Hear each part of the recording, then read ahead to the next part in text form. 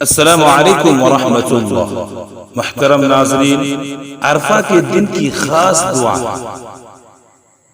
جس کو ہم یوم عرفہ کے نام سے جانتے ہیں، جس کی فضیلت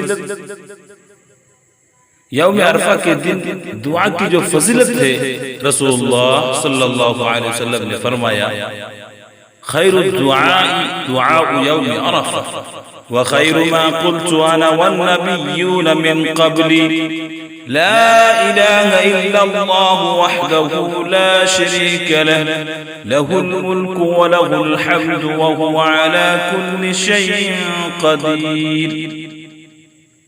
اللہ کے نبی جناب محمد مصطفیٰ صلی اللہ علیہ وسلم بیان کرتے ہیں کہ یوم عرفہ کی جو دعا ہے اس کی فضیلت جو ہے، جو دعا ہے سب سے بہتر دعا ہے یوم عرفہ کی دعا، اور میں اور مجھ سے پہلے انبیاء نے جو کہا اس میں یہ دعا بہتر ہے، یعنی اللہ کے رسول اور اس سے پہلے جتنے بھی انبیاء کرام آئے تمام انبیاء کرام سے بہتر یہ دعا ہے۔ دعا کون سی ہے؟ لا الہ الا اللہ وحدہ لا شریک لہ لہ الملک ولہ الحمد وہو علی کل شیء قدیر۔ اس دعا کو یوم عرفہ کے دن کثرت سے پڑھنی چاہیے کیونکہ اس کی فضیلت بہت زیادہ ہے۔ آپ کو معلوم ہے کہ خیر الدعاء دعاء یوم عرفہ، اسی لیے اس دعا کو زیادہ سے زیادہ پڑھیں۔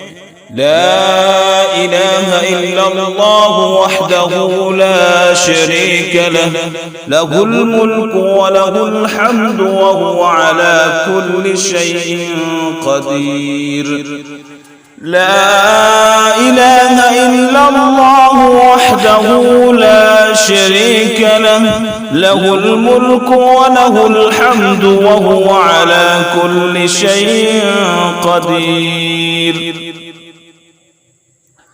9 ذوالحجہ کو یہ دعا کثرت سے پڑھنی چاہیے کیونکہ اس دعا کی فضیلت بہت ہی زیادہ ہے، کیونکہ سب سے بہتر دعا یوم عرفہ کی دعا ہے، اللہ کے رسول کی قول ہے، اور میں اور مجھ سے پہلے انبیاء نے جو کہا اس میں یہ دعا سب سے بہتر ہے، کیونکہ حدیث کو پر غور کیجئے، خیر الدعاء دعاء یوم عرفہ وخیر ما قلت انا والنبیون من قبلی، یعنی اللہ کے رسول سے پہلے جتنے بھی انبیاء کرام آئے ان کی جتنی بھی دعائیں تھیں ان سے بہتر یہ دعا ہے۔ کون سی دعا؟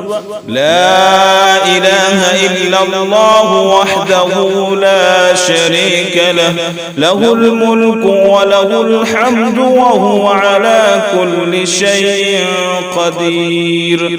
لا الہ الا اللہ وحدہ لا شریک لہ لہ الملک ولہ الحمد وہو علی کل شیء قدیر۔